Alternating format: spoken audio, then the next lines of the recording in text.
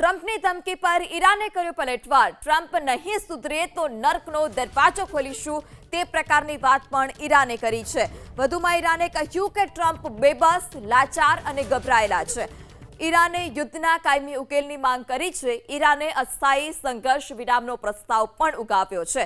ત્યારે ટ્રમ્પની ધમકી બાદ ઈરાન પણ નમતું ઝૂકે તેમ નથી। ઈરાને પણ સ્પષ્ટ કહ્યું કે ટ્રમ્પ નહીં સુધરે તો તેને નર્કનો દ્વાર બતાવીશું। ટ્રમ્પ હાલ અત્યારે બેબસ, લાચાર અને ગભરાયેલા છે। ઈરાને યુદ્ધના કાયમી ઉકેલની પણ માંગ કરી છે। અસ્થાયી સંઘર્ષ વિરામનો પ્રસ્તાવ ઉગાવ્યો।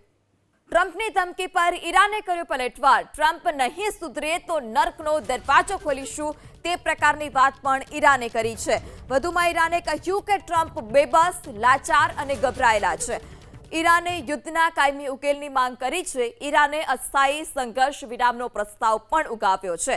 ત્યારે ટ્રમ્પની ધમકી બાદ ઈરાન પણ નમતું ઝૂકે તેમ નથી। ઈરાને પણ સ્પષ્ટ કહ્યું કે ટ્રમ્પ નહીં સુધરે તો તેને નર્કનો દ્વાર બતાવીશું। ટ્રમ્પ હાલ અત્યારે બેબસ, લાચાર અને ગભરાયેલા છે। ઈરાને યુદ્ધના કાયમી ઉકેલની પણ માંગ કરી છે। અસ્થાયી સંઘર્ષ વિરામનો પ્રસ્તાવ ઉગાવ્યો।